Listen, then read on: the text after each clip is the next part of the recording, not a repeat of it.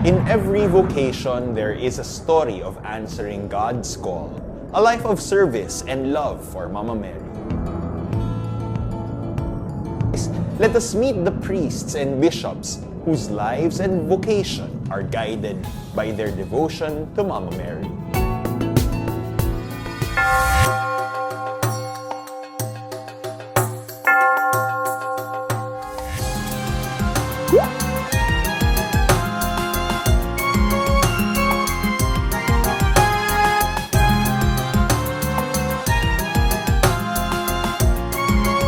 Welcome sa Mama's Boys. Ngayong araw, samahan ninyo ako habang ikinukwento ni Father Allen Romero kung paano siya tinawag ng Panginoon sa kanyang bukasyon.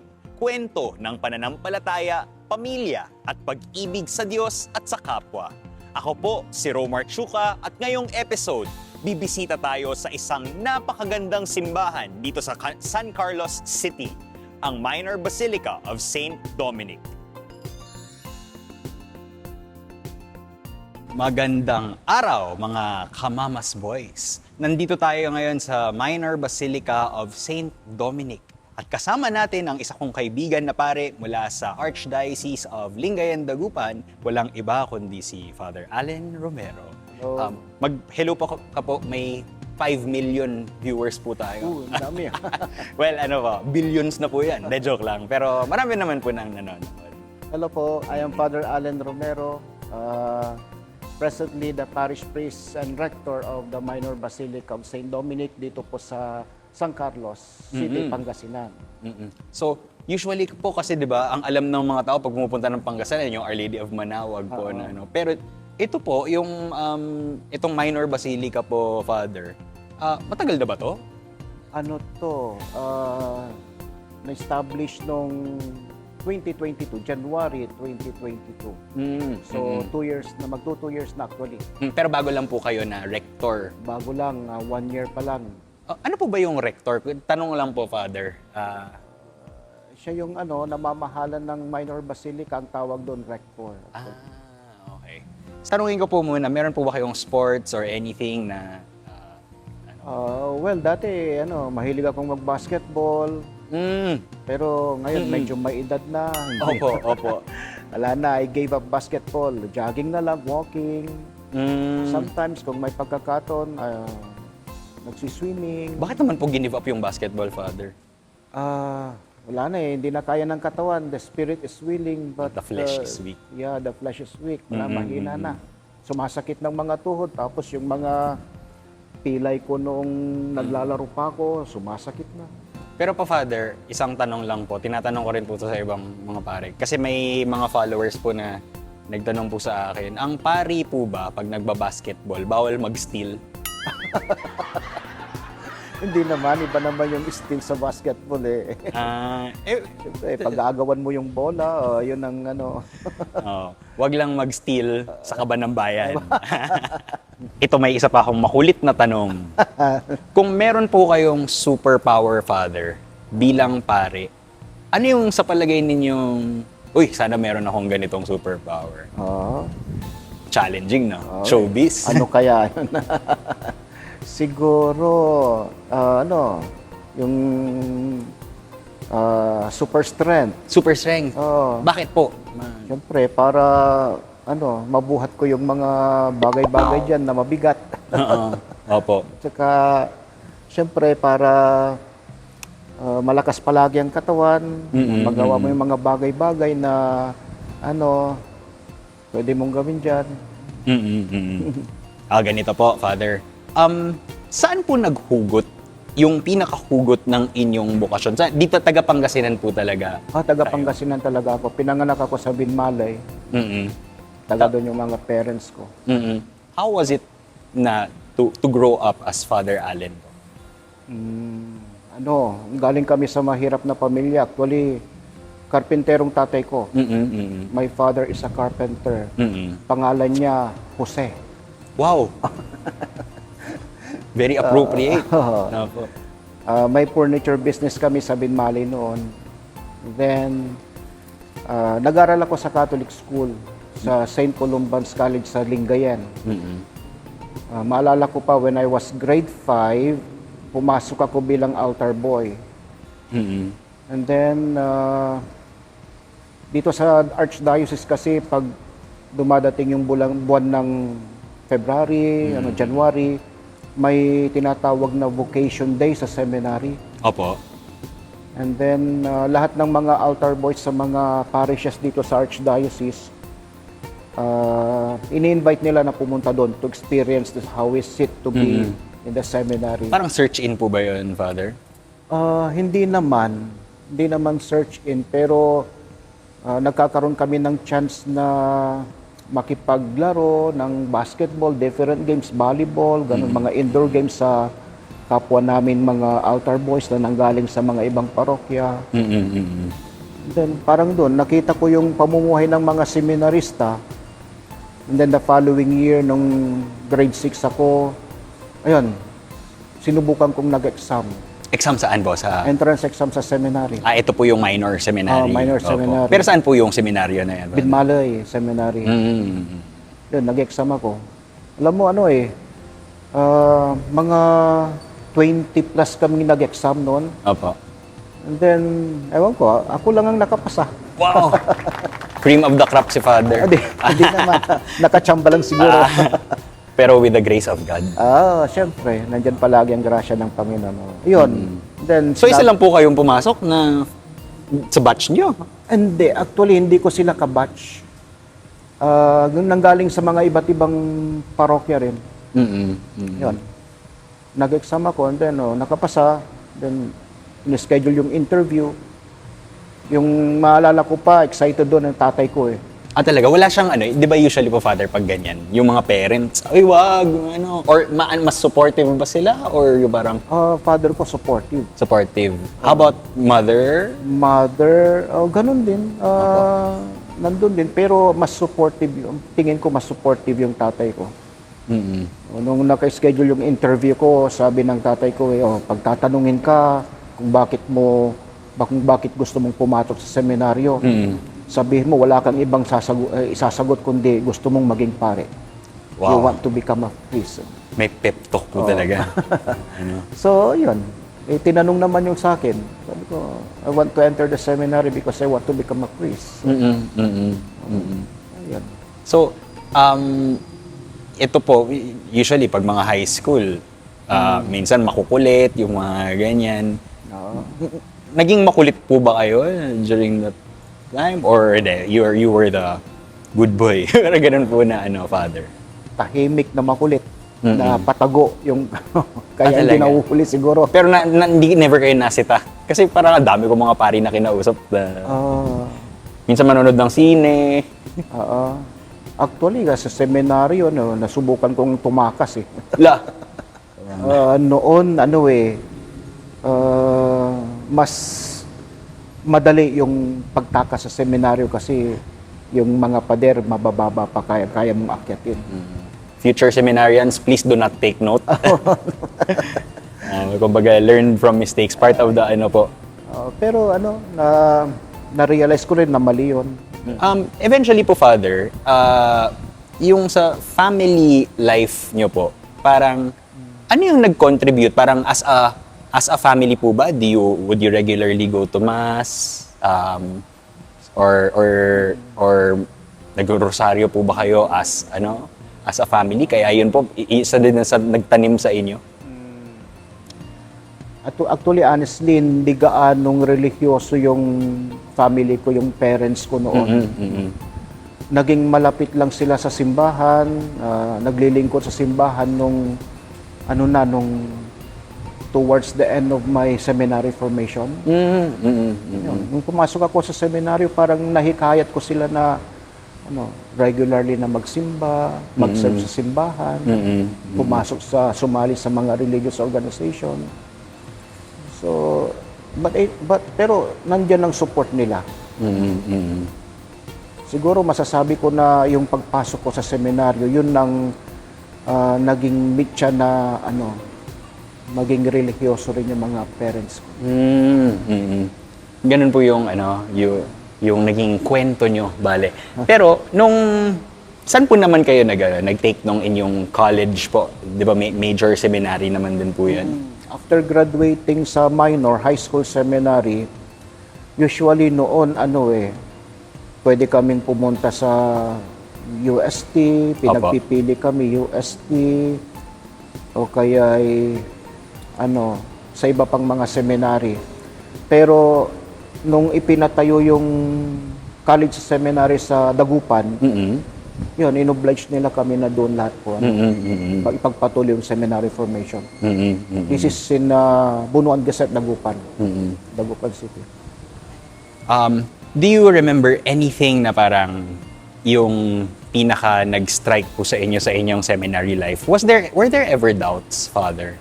Mayroon. And how did you face them po? Nung graduate ako ng high school seminary, actually, nagdadalawang isip ako kung ipagpapatuloy ko yung seminary formation ko o hindi. Talagang nagde-decide ako noon, hindi ko alam. Nakapag-apply na yung mga batchmate ko sa college seminary, tapos ako hindi pa. Kinausap kong mother ko. Ang nakita ko sa mother ko, yung very supportive siya sa lahat ng magiging desisyon ko. Sabi ko sa kanya, Nay, parang nag-aalanganin na akong pumasok ipagpatuloy yung seminary formation ko. And then sabi niya sa akin, o sige, kahit anong gusto mo dyan, susuportahan kita, sabi niya. Then yun, nakapag-isip ako. So, nakapag-decide ako na magpapatuloy, to give it a chance. Baka sakaling nandyan pa yung vocation sa akin. Imagine, nung pumunta ako sa seminary, kinausap ko yung rector na nag-apply ako. Pagpatuloy ang seminary formation. Tinanggap niya ako. And then, halika, sabi niya, pumunta kami doon sa bulletin board. Nakita ko yung list ng mga seminarista doon, ng freshmen, yung mga first year. Nandun sila, naka-typewritten na eh. Tapos sinulat niya yung pangalan ko. Ballpen lang. Parang extra. Isali. So, yun. Pinagpatuloy ko yung seminary formation ko sa college. And ito po, yun po yung pinaka naging challenge. Nagkaroon ng doubts kahit paano. Pero baka okay lang matanong, Father, na nagkaroon po ba kayo ng girlfriend during that time? Or? Maraming crush pero wala. Crush ang bayan ang tawag dyan, hindi crush ng bayan. Pero nung nasa college po kayo, was there ever someone who was very instrumental in your formation as you were going through this formation po? And ano po yung naiaambag nun sa inyo po, sa pagkapari po ninyo? Yung suporta at saka yung sinabi mo, kindness ng isang tao na sinuportan ako sa pag-aaral. Financially po? Financially. At saka na rin, spiritually, kasi pinagdarasal niya ako palagi. Nung namatay kasi ang lola ko, yung lola kong sumusuporta sa pag-aaral ko sa seminary. Nagkaroon ako ng yung parang blessing nung namatay siya kasi may nagmagandang loob na sinabi niya na pag-aaralin niya ako sa seminaryo. Yun. Siya siguro. Sabi ko, pag lalabas ako o kaya magbabakasyon muna, baka mawala na to, sabi ko. Hindi niya ako susuportan pagbalik ko. Kaya yun siguro, ang naging inspirasyon ko na ipagpatuloy. Kasi sayang rin naman yung nung time, yung taon nagugugulin mo sa labas. Then, pati pera, sayang, di ba? So, yun. Nagkaroon ako ng benefactor actually. Tsaka yung tulong ng isang grupo ng congregation ng mga madre. Anong mga madre po ito, Father? Sila? Oblate Sisters of the Immaculate Heart of Mary. Ano po yung naitulong nila sa inyo, Father? Prayers. Prayers po. Prayer partner ko po sila. Would you always visit them and go to... malayo eh, malayo. Nung nasa college ako, yun yung pumunta sila dito, nag-a-apply ata dito eh na pero ewan ko, hindi nagmaterialize yung ano nila, yung pagpunta nila dito kaya lumipat sa ibang diocese. Nasa Bicol sila ngayon. Sa Bicol sila. Pero yung yung congregation nila may ang mother house nila sa Rome. Sa Rome. Italy, Opo, sa Italy. opo. Matanong lang din po, Father, as you were deciding, talagang diocesan po yung ano nyo, or nag-isip din po ba kayo na, ay baka pwede ako maging religious? Na ano po? Actually, pumasok sa isipan ko yung punta ko ng military. Ordinariate. Military Bakit po? diocese. Bakit? Kasi strength. Connected yan sa hinihiling nyo na strength kanina. Yun yung parang gusto ko noon. Kaya lang wala. Pero yun, sa military. Pero yung, kailan po kayo naging pare, Father? Anong year po? Yun. 1997. 1997. O, wag na tayo mag-compute ko. Pero, 28 years na. 28 years. Of course, these must have been 28 years of grace. Opo.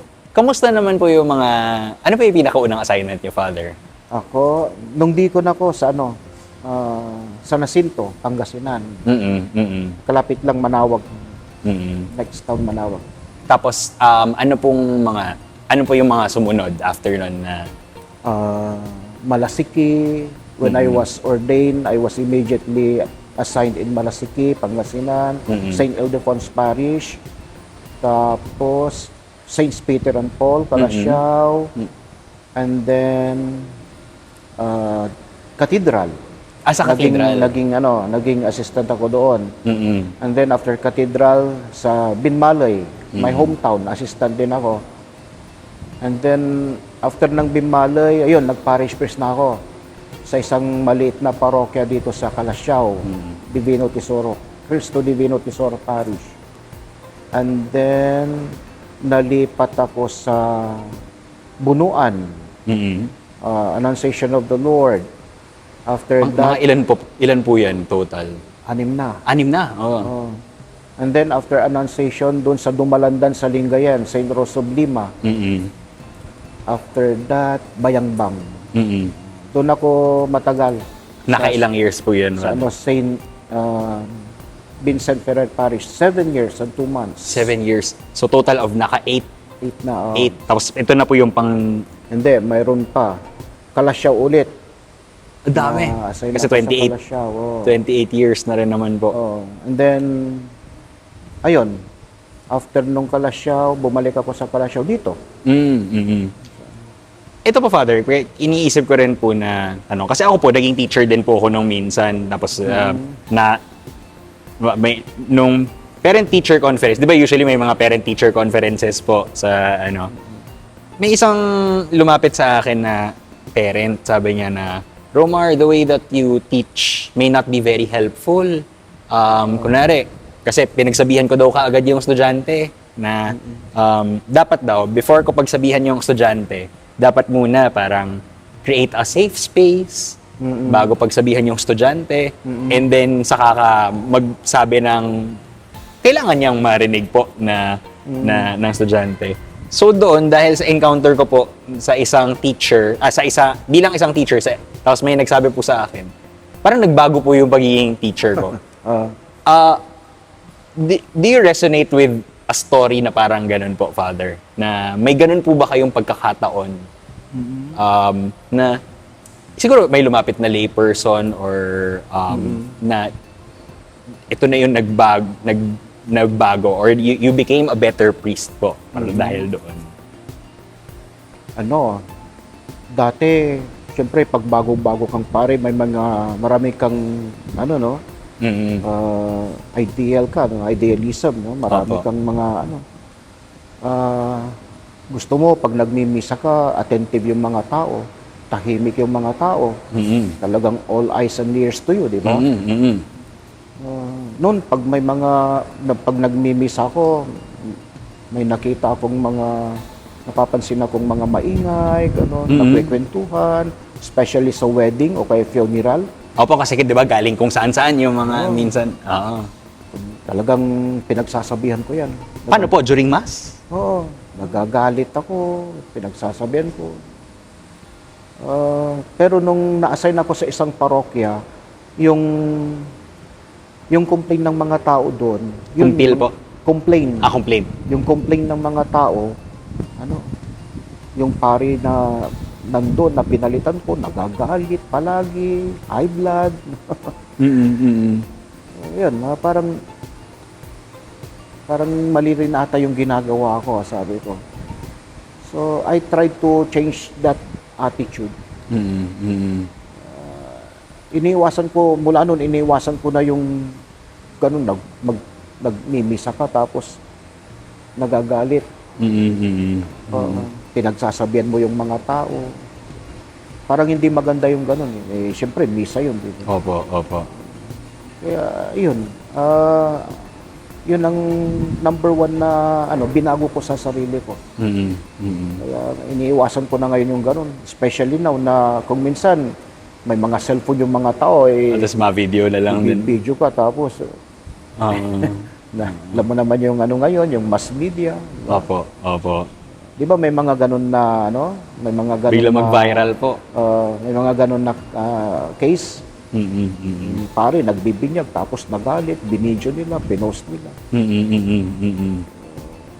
Tsaka para rin sa iyo yun para sa sarili mo rin yun pag nagagalit ka palagi, anong mangyayari sa iyo?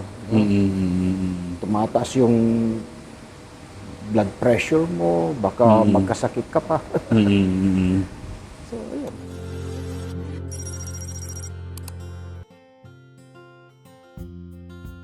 Bisitahin niyo po ang Minor Basilica dito sa San Carlos, St. Dominic, Minor Basilica of St. Dominic, kasi ito po yung isa sa mga pilgrim churches this year of hope.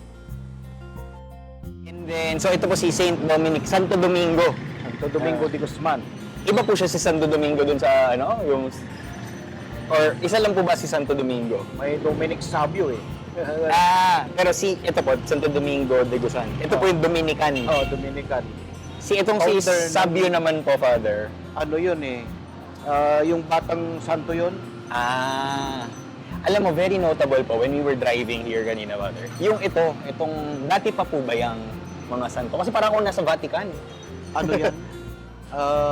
Pinagawa nila nung naging minor basilica. Pero sino pong mga santo to, Father? Ng mga parokya sa Archdiocese. So... Yan. Yung mga iba, dinagdag na lang. Kasi marami. 52 lahat ng mga to. 52? Palibot. Nakapalibot po. Okay. And then this is the Porta Sancta. Dati po. Sa Jubilee of Mercy. Ano po ba to? Yung Mercy. Gifted to give. Gifted to give. Opo. Matagal na yan, di na inalis. Pero yung Jubilee, itong Jubilee year na to, walang Porta Sancta. For major basilicas lang po. Nandito tayo ngayon sa tabi ng simbahan po. Ano pong tawag sa tabi ng simbahan? May ganun ba? May ano po ba? Ito, office na yan Office na. So office. Nandito tayo sa may office ng simbahan. Ito parang reliquarium ni St. Dominic. Reliquarium. Saan po dito ang relic, Father? May hagdanan dito Hagdan? Kaya pag aakyat ka dito, kikita mo yung relic. Sa likod ni St. Dominic may relic.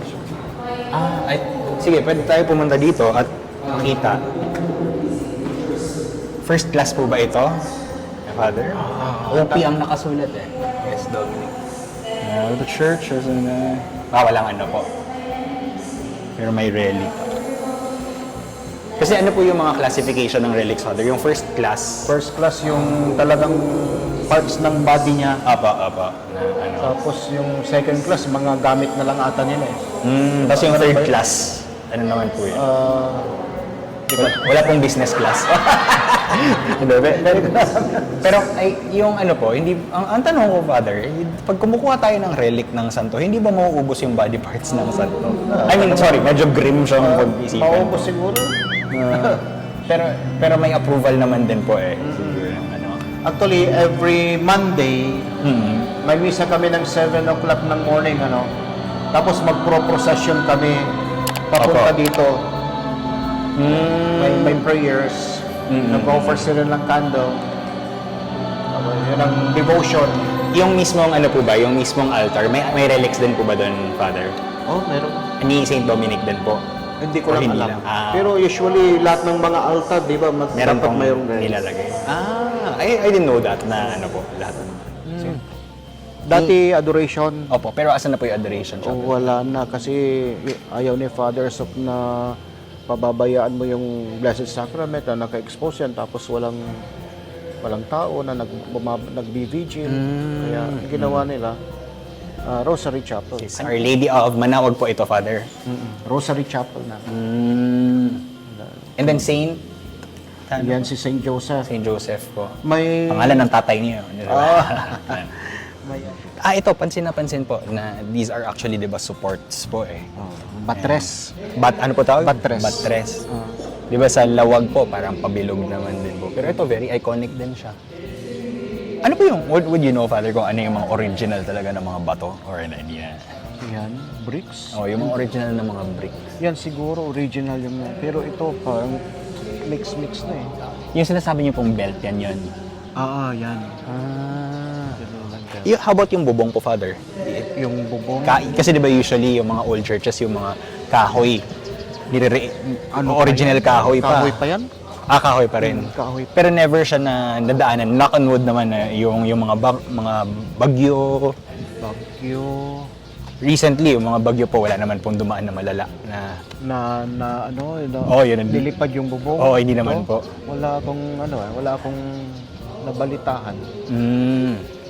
Pero yung lindol talaga, nag-crack-crack. Opo. Alam mo, Father, nung nasa, ako, Pavia sa Iloilo, parang pagpasok mo ng mga ganitong lumang simbahan, minsan may amoy siya. Amoy ng bats. Wala po kayong problemang ganito. Diyan, marami dyan. Talaga po? Kasi brick eh. Akala nila kuweba. Sa kumbento, doon sa wash area, mayroon. Doon sa Belfry, sigurado marami doon. Pero, di ba, we coexist with nature. Laudato si. Si Father Allen Romero ay parish priest and rector na Minor Basilica of St. Dominic Church, San Carlos City, Pangasinan. Imbitan ta kayo ya undalaw, bisita sayan Minor Basilica of St. Dominic at San Carlos sa kay Pilgrim Church, Archdiocese na Lingayen Dagupan. Maragap yung simbahan, kanyan na agyo komon abulo yan na sumpal so sayan Jubilee Year of Hope kaya agaw dadalaw Minor Basilica of St. Dominic, San Carlos.